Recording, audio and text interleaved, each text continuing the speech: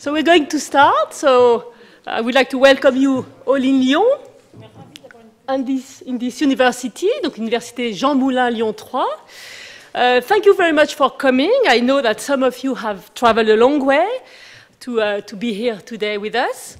And as you know, so I hope you will enjoy your stay in Lyon, and don't hesitate if you have any questions to Baptiste and me in particular. As you know, this is the closing workshop of a collective project called Democracy, which has started, I think, 3 years ago now, or 4 years ago. And I would like to thank the funding agency, l'Agence nationale de la recherche, who is behind this project. But I would like to thank also the PhD students and postdocs who have been very active and very involved in the project. So I put my glasses to see where they are seated. So there is Renaud, Ismaël, Aris, where is Aris? Aris. And special thanks to Baptiste, where is Baptiste? Baptiste, who helped me to organize the workshop. I would like also to thank the international partner of the project, Julian and Thorsten, and Julian organized the first workshop in Durham on science and values. The other international partner is Vincent Guillain, but he couldn't make it, but he will watch the videos, he told me. What else do I have to tell you? Just on the practical side, there is a change of rooms. You should have received emails about that. So tomorrow we stay in this building. We don't go to another building, and there will be signs everywhere. So, but just remember, we're not changing building, contrary to the first program. We're staying here the 3 days. And another announcement is that, unfortunately, today we have Hugues Lacet, as we say in French, but Hugues Lacey in English, who couldn't make it. So we just have a bit more time to have coffee and a bit more time to have wine and food a bit later during the wine reception. And it's very easy because the coffee break and the wine reception is just on the other side. So we just have to cross the hallway and have wine and food. Okay? So we can start now, and I leave the floor to the first chairwoman of this conference, who is Sarah Carvalho, who is a philosopher of science, and her position is in the École Centrale de Lyon, which is an engineering school. And I leave you the floor. Thank you very much, Stephanie. So I will introduce the first key speaker, Roger PIELKE, who is opening the conference, which is, as Stephanie remembered, an important step within the global working program on sciences and society issues. So you are teaching at the University of Colorado Boulder and member of the Center for Science and Technology Policy Research. For quite a long time, you were involved in interdisciplinary climate research, and you focused on the climate change policy through detailed studies of the reports produced by the Intergovernmental Panel on Climate Change. More generally speaking, you are focusing chiefly on the scientific arguments embedded in everyday decision-making in an uncertain world with an uncertain knowledge. And you're paying close attention to the wording used for presenting scientific findings. But you're also interested in sports, and you think it's important to pay attention to sports insofar it provides a good laboratory to understand societal organization, and now you are the director of the Sports Governance Center within the Department of Athletics in your university. You wrote many important scientific papers and books, such as The Rightful Place of Science, Disasters and Climate Change in 2014, and you are regularly taking part also to the public debate in the newspapers in order, I guess, to give meaning to advancing and scientific and technological innovation, and to give an impulse for creating a community of experts engaged with broader society. So you are now giving a talk on scientific authority and political myth. You will speak for 50 minutes, and afterwards we will have time for discussion during 20 minutes, more or less. Okay, it's wonderful to be here. See some old friends and meet some new friends. So I'm going to give a talk today about, I have a general title, but it's very specific what I'm going to talk about. I'm going to talk about whether there's possible risks to scientists, the highly educated, people like us taking on politics in a conventional interest group approach. I call that power politics. I will apologize to start. I will go fast. So if you have caffeine or doping drugs or something, try that. And I look forward to your comments. It's a rare opportunity to be in front of a group with so much expertise and knowledge on science and democracy to preview a new talk. So with that, oh, and let me say, as I go along, if I say something that sounds crazy or wrong, or you have a question, just raise your hand. It's okay, and because I'm jet lagged. Half of what I say could be crazy. So, all right, so I'll start with this cartoon. This was in the American magazine, The New Yorker. It's on an airplane.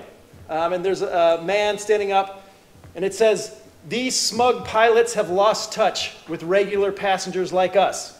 Who thinks I should fly the plane?" This obviously came in the aftermath of the election of Donald Trump and Brexit. This is the sort of cartoon I can use for 3 weeks in one of my graduate seminars because it raises very important questions and perspectives on the role of expertise, the role of knowledge, the role of the public, the role of passengers, who are pilots, and so on. And so this talk I'm giving today is actually motivated by this cartoon. And as I go through, I'll return to it at the end, and maybe it'll mean something a bit more. Can you help me with my time and let me know? I left my phone. I can talk all day. All right, so here's where I'm going with the talk. So the struggle to reconcile expertise with democracy is eternal. It won't be solved. We won't solve it. That said, experts are essential to 21st century governance in and out of government. We can't function without experts, no matter what your mental model of democracy is. One important function of experts in a democracy is to create and sustain political myth, which is a jargon term from the world of political science that I'll define precisely. But in general, it refers to a shared narrative. It's the stories we tell ourselves about how the complexities of the world actually work. It allows us to navigate a world we can't fully comprehend in a way that connects intentional action with ideally desired outcomes. I'm going to suggest in a very simplified, oversimplified way, 3 different modes for how experts contribute to the authoring of political myth. These words won't mean anything yet, but they will in a few minutes. The defunct economist, the democratization of science, and the power politics of the Brahmin left. And I'm going to critique what I think are considerable risks of experts acting as more conventional interest-based political movement. That's where I'm going. All right, caution. This is work in progress. I appreciate your comments. Not everything works and fits together right, but it's a start. I appreciate the opportunity. So political myth. I won't go into a lot of detail, but in short, political myths, they're called myths not because they're wrong or false, but because they're stories. They're mapping devices through which we look at the world, feel about it, and therefore also act within it as a social group. Political myths cannot be falsified. It's not that they're right or wrong. These are things we believe collectively as a group that allow us to act together. Bruner says political myth is comprised of the most basic assumptions that justify and explain the possession and use of power, whether or not the assumptions are true. And what my focus is going to be is our role. And I say our role because we are the highly educated, we are experts. Our role in the creation and sustaining of political myth. There's a lot of theory and background and details that go into descriptions of political myth. For the purposes of this talk, it's enough to say it's beliefs, actions, and symbols. And I'll go through some examples to illustrate this. But it's basically the worldview, the perspective, the narrative we carry in our mind on a particular topic.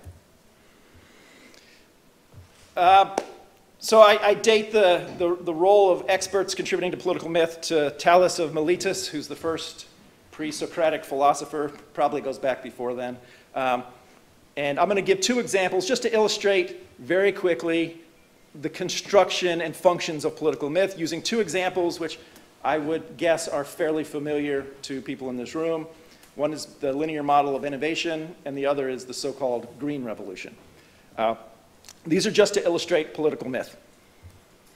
All right, so basic research and the linear model of innovation. I call this the central political myth of science and technology policy.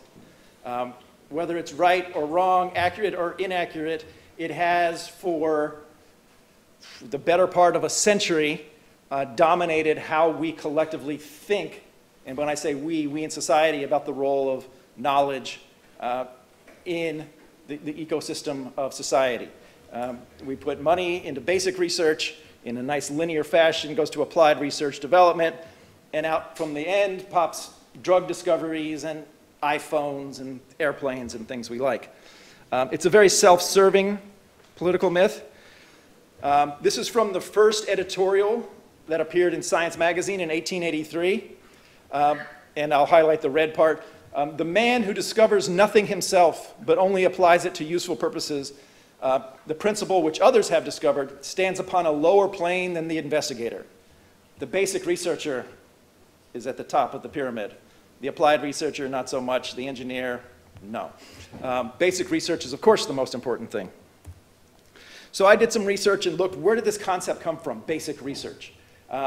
It showed up in the United States about a century ago, and it was almost accidental, but it served a very important political function. Here's basic research, a word count in science and nature over time. You'll see that it really caught on in the 1940s.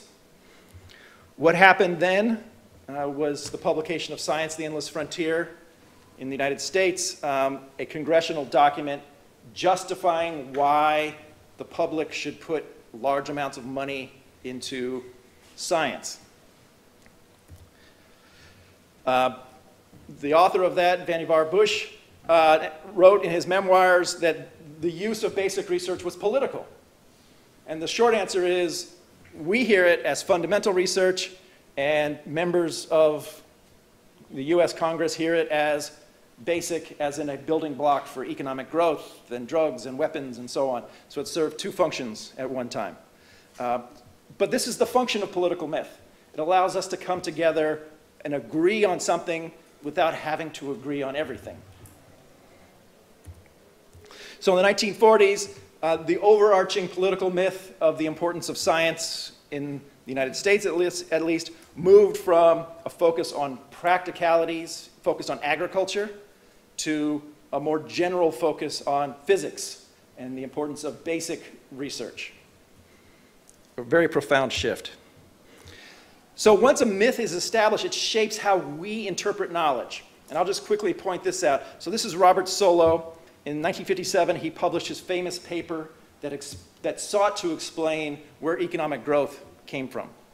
And in his analysis, his empirical analysis, he came up with a residual that couldn't be explained.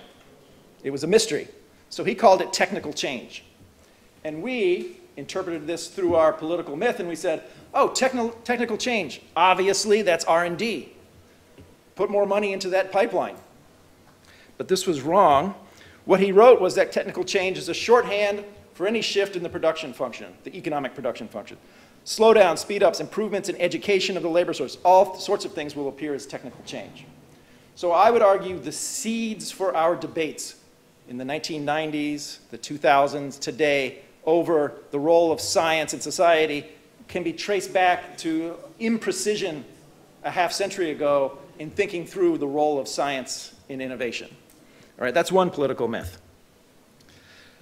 Another example, the Green Revolution. So here's the story. Here's the political myth as it has been told. There was going to be a massive famine in the developing world. Hundreds of millions, maybe billions of people would die.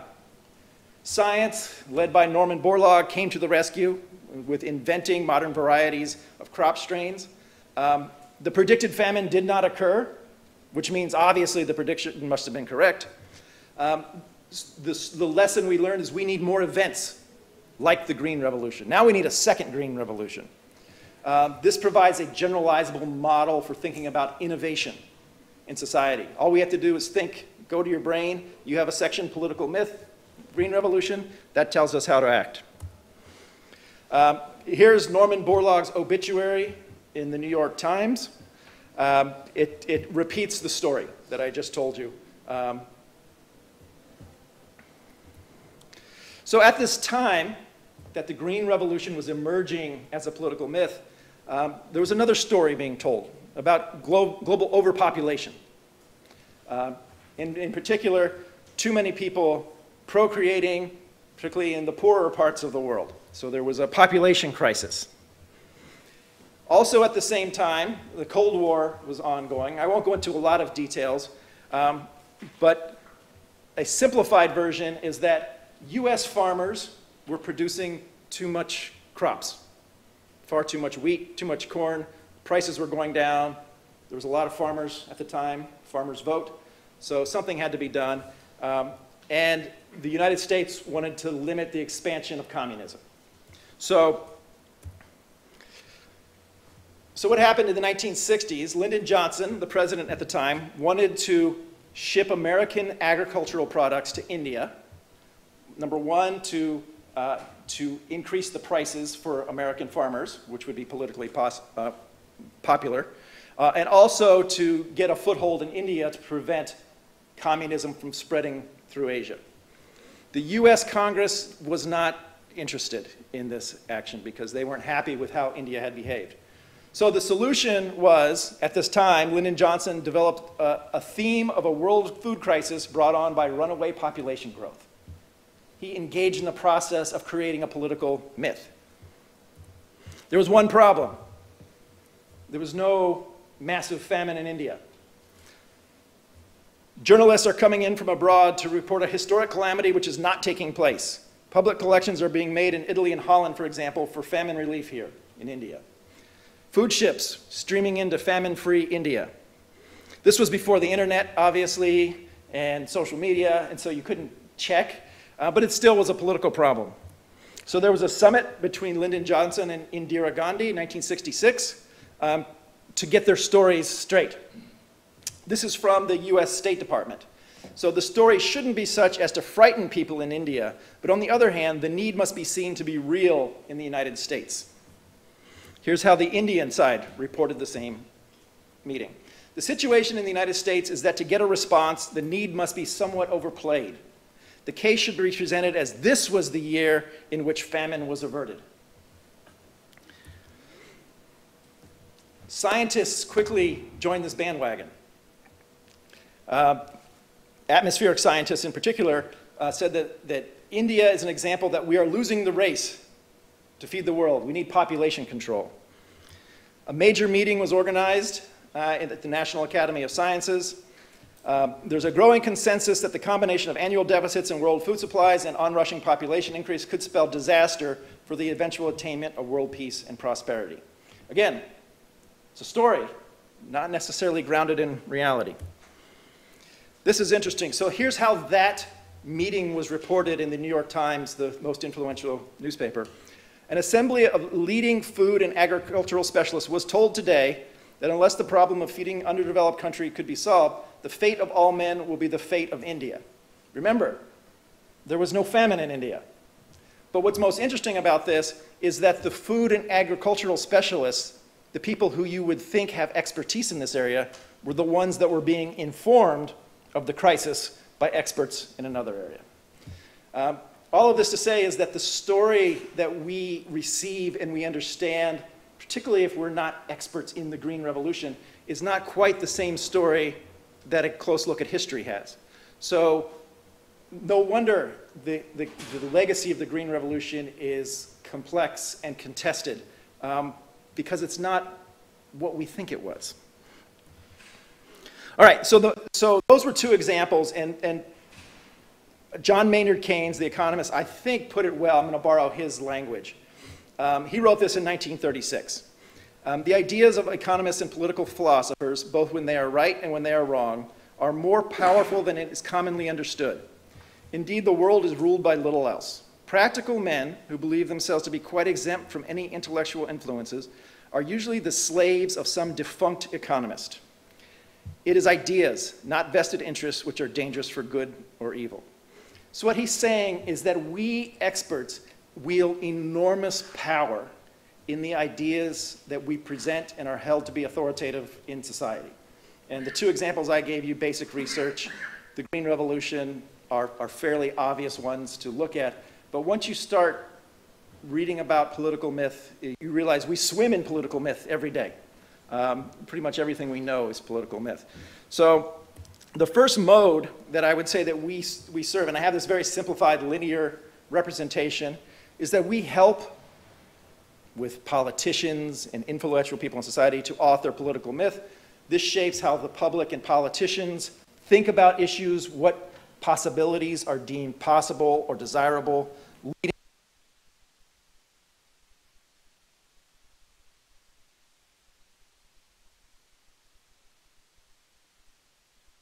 experts. I won't spend a lot of time on the second model, which is where actually most of us have spent our careers. I call that the democratization of science. I have a nice definition from Dave Gustin here, which you can read on what the democratization of science actually entails. But as the red arrow shows, it's inviting the public and politicians into our communities to help in the authoring of political myth. That's generally what's meant by democratization, to open up science, the processes of science, and ultimately the stories we tell so that they are more legitimate and better.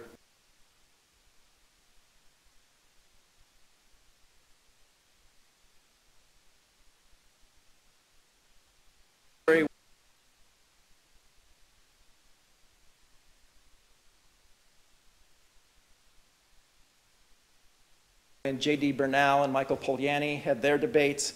It was picked up again in the years after Vannevar Bush wrote Science, the Endless Frontier, but has really taken off since then. I have a long list of terms here that everyone will be familiar with: stakeholder engagement, science cafes, science communication, usable science, citizen science. This is the world that we inhabit in an effort over really, at least in my career, that has only grown in trying to make expertise more accessible, more open, more legitimate to the public. I'm going to spend the rest of my time on this talk asking and exploring whether a third mode of engagement, major mode of engagement,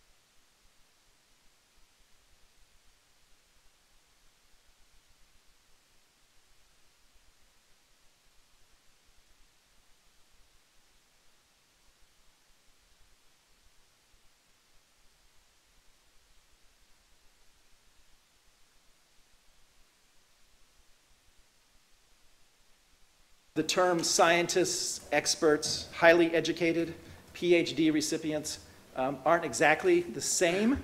I don't think there's a lot of damage done to my analysis by using these terms collectively, but you can let me know. So here's a lot of words.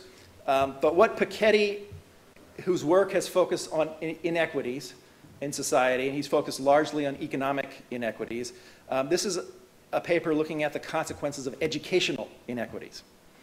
So he says, educational expansion, and in particular the rise of higher education, creates new forms of inequality, cleavages, and political conflict that did not exist at the time of primary and secondary education.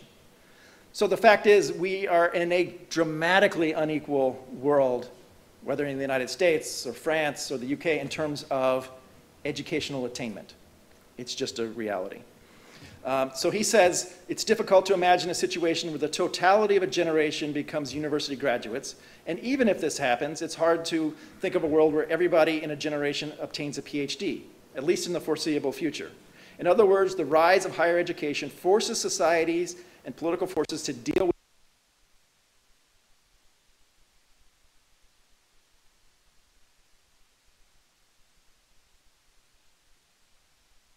So what I want to do is talk about the characteristics of these complicated political cleavage. And to preview where I'm going, what I'm going to argue is that we feel pretty good about ourselves, us highly educated people. We're rich. We get to travel to Lyon, France to deliver lectures. We live in communities with like-minded people. We often sort ourselves, for example, by marriage, to people who are similarly highly educated, magnifying income disparities. And we think we have political power now. We'd like to think we have political power now. What I'm going to argue is we shouldn't be so proud. The ways democracies work, we do not have as much political power as we think. In some ways, we have more than we think, and in other ways, we don't. And we have to be very careful how we deploy our new status. And I'll present some data on this. All right, so first, what does Piketty argue? His paper is 172 pages. I'm not going to summarize his paper. But the key point for this talk is that in the US, in France, and the UK, the highly educated, over time, so this graph goes back to 1945, have progressively voted more left. I'll present more data. But as a group, to the extent that the highly educated can be called a social group, we collectively vote more left. So what does that mean in practice? This is from Piketty for the United States. There's a lot going on here, but just look at the orange bars. This is master's degree, so tertiary education from 1948 to 2016. You see the general increase. In the United States, I'm going to present some data, but the United States government only identified doctorates, the PhD level, as a category worth tracking statistics on since 1991. Before that was irrelevant. So the higher your education level in the United States, the more democratic you vote. So what I'd like to do is try to explore in some more detail, who are we? Who are these highly educated? So compared to the less highly educated, more or less,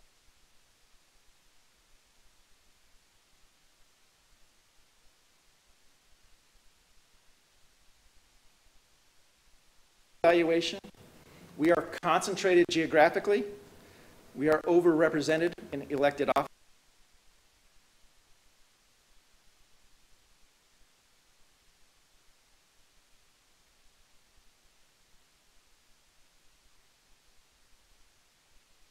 France, I'm sure most people in the room know this, but the more education you have, so on the horizontal axis is your education level, and on the vertical axis is the proportion of people who voted for Macron in the last election.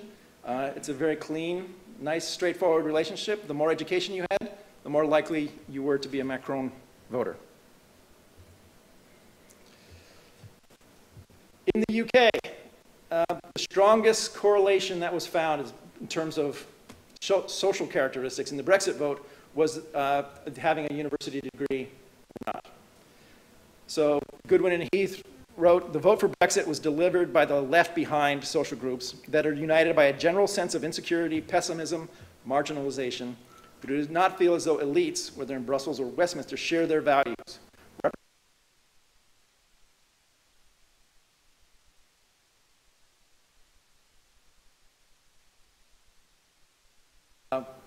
That it is the highly educated who are far more, and evidence supports this, far more comfortable with social change.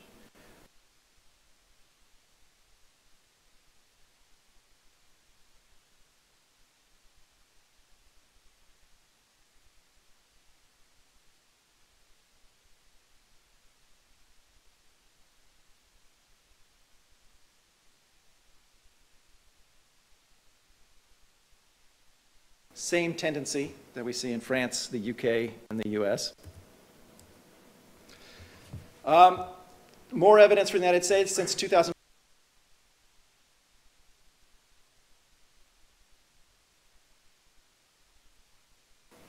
Since 2012.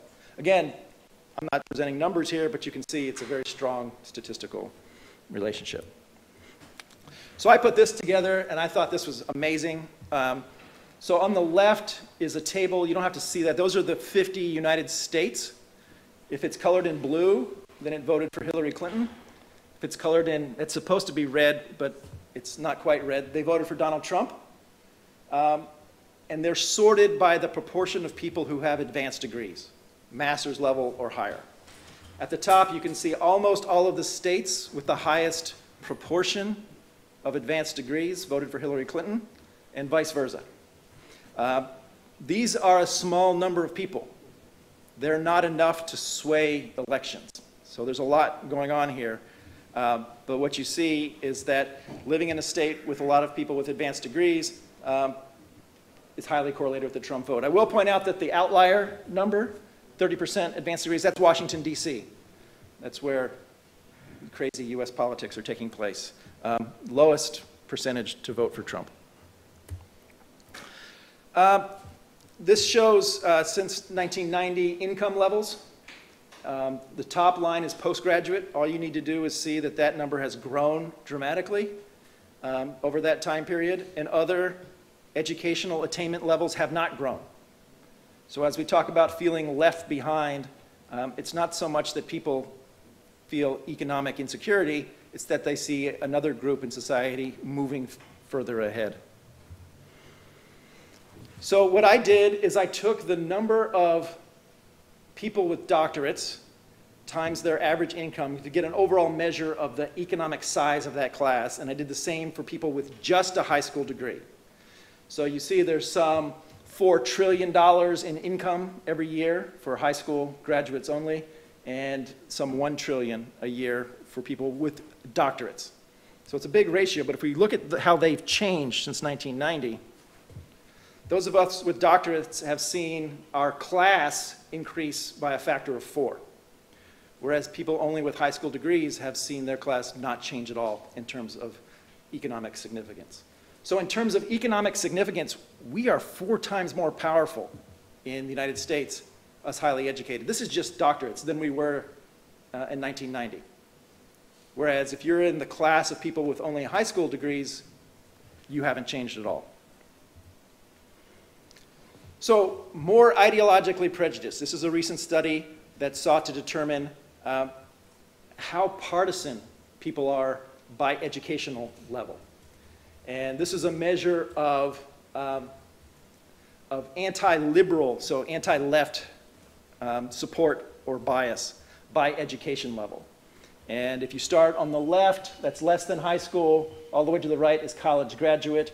If you read the paper, they also have postgraduate, but the numbers are not large enough for statistical strength, so they folded them into college graduate, but it gets even wider at the postgraduate level.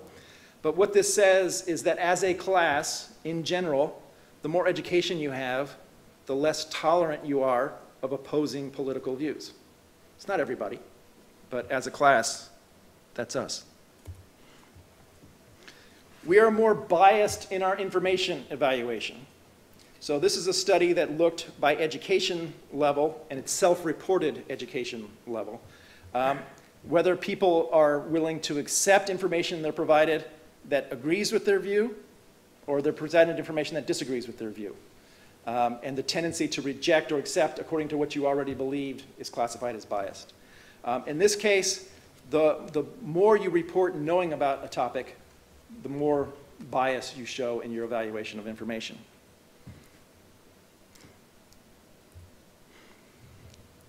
So this was interesting. This was done by Richard Florida, and he created a quote-unquote brain index. It's a concentration of people with advanced degrees in different parts of the United States. While I was putting this together, you'll see right in the middle highlighted, there's Boulder, Colorado, where I live. We are #1 in the brain index, which means I am the best symbol for what I'm talking about in this talk of anyone possible. We self-sort. We get married to others, we have partners we live with, we move in with neighbors who are a lot like us. In Boulder, 25%, this is a while ago, 25% of people have advanced degrees.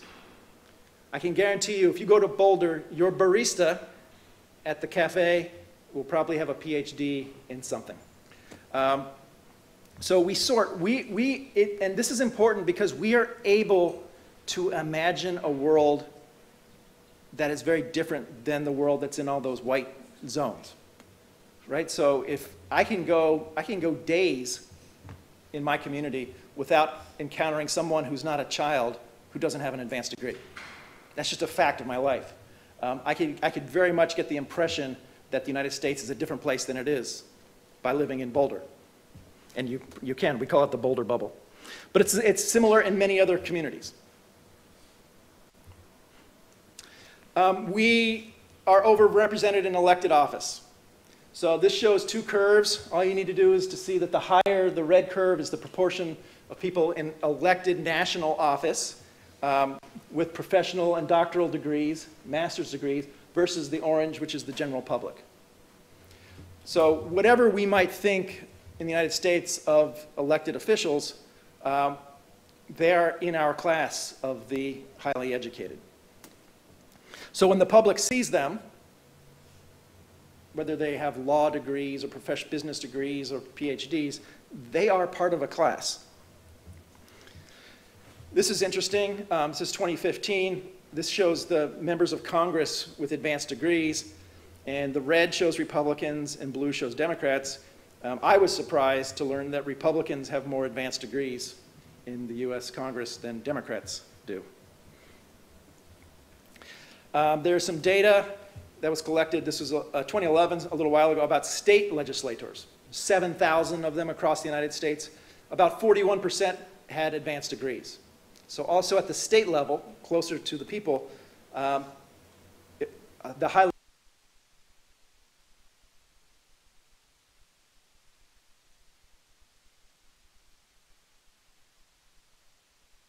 the Piketty language. I don't have a good term for this, but I'll call it the political rise of the Brahmin left. This first came to my attention in 2004, when a group of Nobel Prize winners in the United States issued a letter endorsing John Kerry, who was running for president as a Democrat. In the United States, for the most part, the scientific community before this time had stayed out of partisan politics. With the idea that if it's a Republican, if it's a Democrat, they're going to need science, we're going to need funding, so we'll sit out. And really the years of George W. Bush saw a strong rise, which probably has many complicated factors, including the fact that, as Piketty notes, our community has moved progressively more left, which is probably reinforced by George Bush. In the world of what's called science communication, this is a book that was done by Mark Henderson in the UK called The Geek Manifesto, that maybe we should start identifying as scientists, as experts, to make this a political platform. In the United States now, there's a group, an interest group, a PAC, it's a political action committee called 314 Action. 314 are the first three numbers of pi, which I'm sure will sway a lot of members of the public. Join the pro-science resistance. They are endorsing and putting forward candidates for the first time, running on a platform of science, all Democrats. So is there a new mode? We saw the March for Science. We like to talk about anti-science, post-truth. I would argue that these conceptions are us trying to write a new political myth. Think back to the man on the airplane. I'll fly the plane. That's us asserting our authority. This is you guys know this acronym? It's shut the up, shut up in very vulgar terms.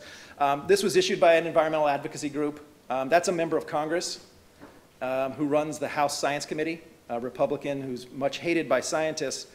But as a political scientist, I'm not sure this messaging makes many friends in Congress. Yeah. Yeah. All right, so the question is there a new mode for how we experts are engaging in politics? Are we taking on explicitly the characteristics of an interest-based group like farmers, like teachers, like others in society who try to achieve political ends by engaging in what I call power politics, in addition to the other roles we play? So I call this the power politics of the Brahmin left. So we experts, this is a new mode. We are directly engaging the public and politicians. We're setting aside the explicit authoring of political myth and saying, you know what, political myth will emerge from our actions. Right? We will have political outcomes, and the idea will be we will have enough power to put in place intellectuals, Macron, Merkel, in the United States, all these scientists who are running for office, and we will have finally an enlightened, expertise-led democracy. So I'm going to suggest that this is a risky proposition to the extent that it actually occurs. So here's some data on political diversity of US academics. There's not a lot of data in the past. All of this supports what Piketty found. This pushes it back longer time. But what you can see, so the study on the left shows a fairly even split across disciplines. Different disciplines have different leanings, of course. On the right, it shows that behavioral scientists, social scientists, have always been a bit more left, but physical scientists, which are the gray bars, really were evenly split between Democrat, Republican in 1968. So the American Association for the Advancement of Science, they publish Science Magazine, the largest science organization in the United States.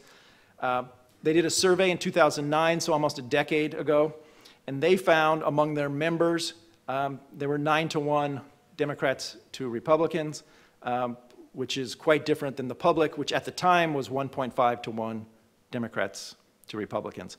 I would argue, I don't have the data, but I would argue that those differences have become greater since that time. They look at specific disciplines, and for example, the geosciences, where most physical scientists who study the environment are, less than 4% of the survey reported being Republicans. What this graph shows is it puts different members of society on a party versus ideology scale. So the vertical scale is the percent who report as being either Republican or Democrat, and the horizontal scale is the proportion reporting being conservative to the right or liberal to the left in the US.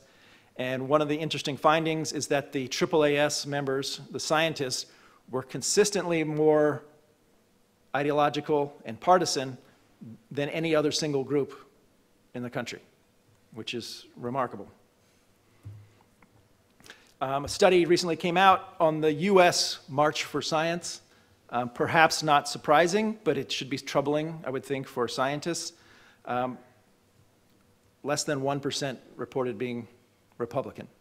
This was done in Washington, D.C. and Austin, Texas. So a Democrat stronghold in Washington, D.C. and a Republican in Texas. So is there a risk in scientific authoritarianism? And I'll give you some examples of what I mean by this. This is Dan B.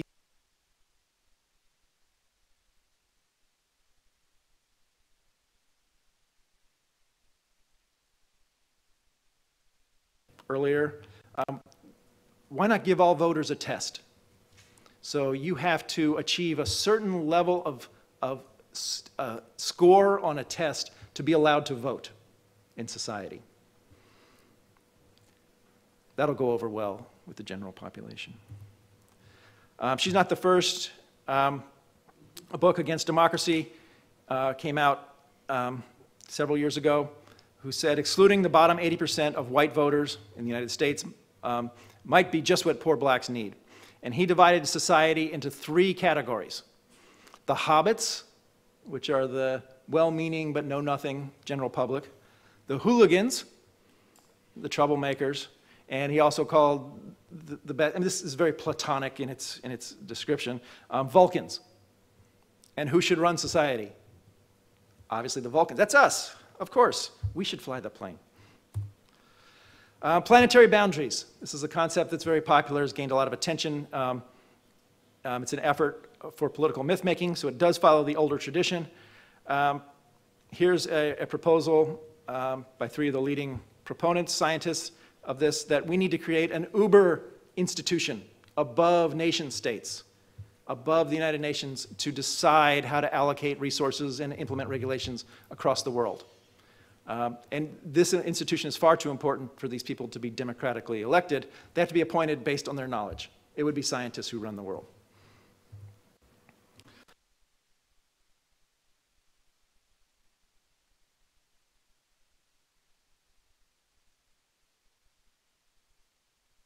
There was no science communication. And a lot of science communication takes place in the form of online debate, discussion, criticism, name-calling, vitriol, and scientists are like everyone else. So here's a study that says that in surveys, online partisan criticism likely has contributed to rising affective and social politicization in recent years between Democrats and Republicans in the United States, perhaps elsewhere as well. I'll tell you a very quick story. Last year, 15 months ago or so, I had the opportunity to testify before the US Congress. So I sat one of these at a table like this with members of the House Science Committee, and a scientist next to me said to the members of Congress that he saw as his job was to get the Republican members of the committee all voted out of office, which was stunning for me because we were getting called there to testify about what I would call science arbitration, science issues. And this particular scientist, I won't name any names, spends most of his days telling the world how awful Republicans are. This spring, he was awarded the AAAS award for being the United States' best science communicator. So I would say that sends a very powerful message to members of Congress, to the US public, to the extent they're aware of what we value. All right, I'm getting near the end.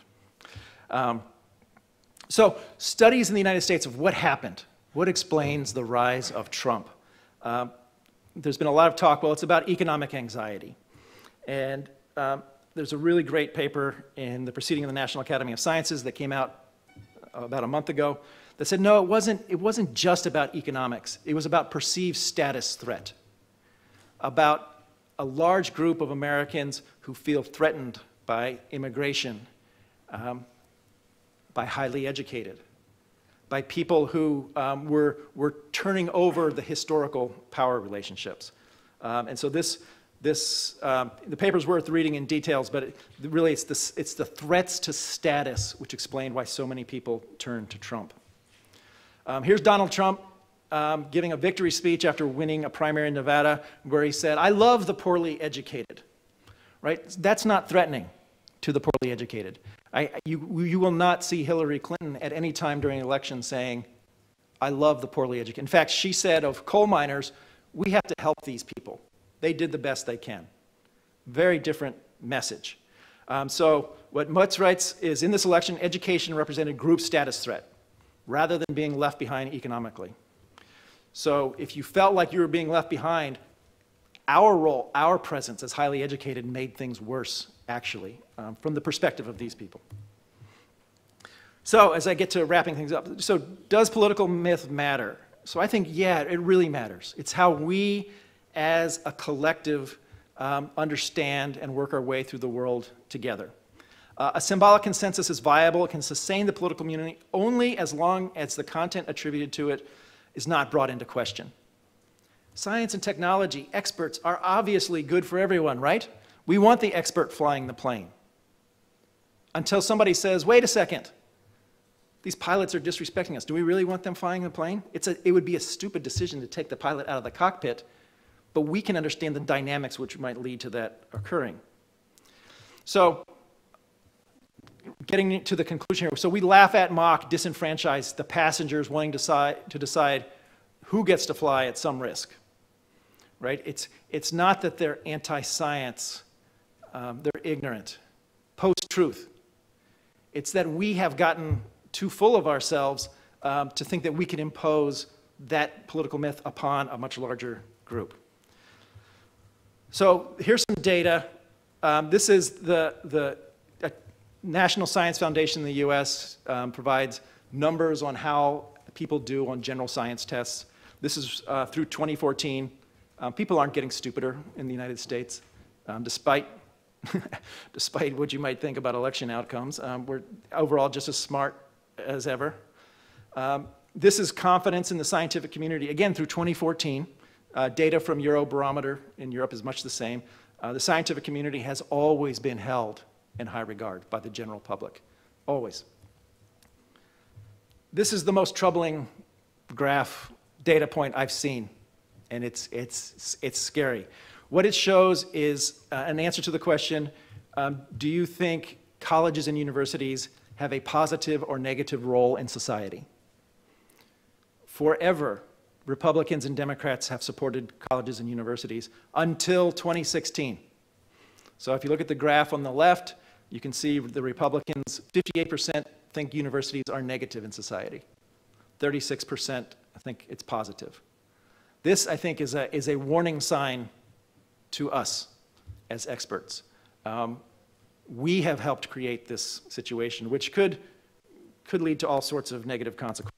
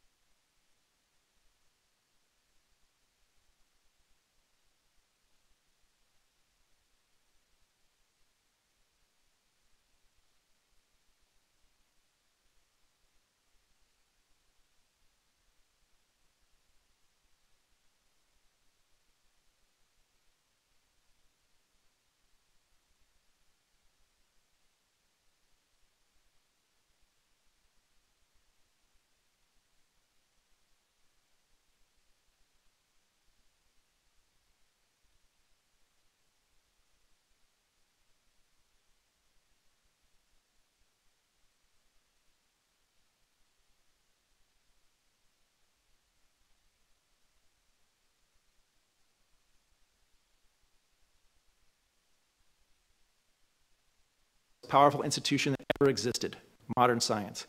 You also control education systems. Your hand in the economic engine is also substantial. You're it. You're the hegemon. You're the most powerful thing. When you forget that and see yourselves as embattled scientists constantly under fire, I understand that you're being harassed, I understand that you're frustrated, but it's because you have so much power and authority, and that's really a good thing. You have a responsibility. You have to be the adult in the room. All right, so here's where I started. I think that we have to take care to pay attention to what our role is in modern politics.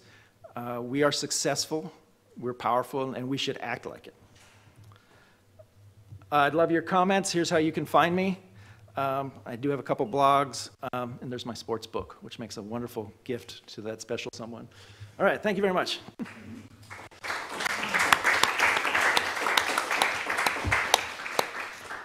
So thank you, Roger, for this suggestive lecture, which opened great challenges for all the scientist community.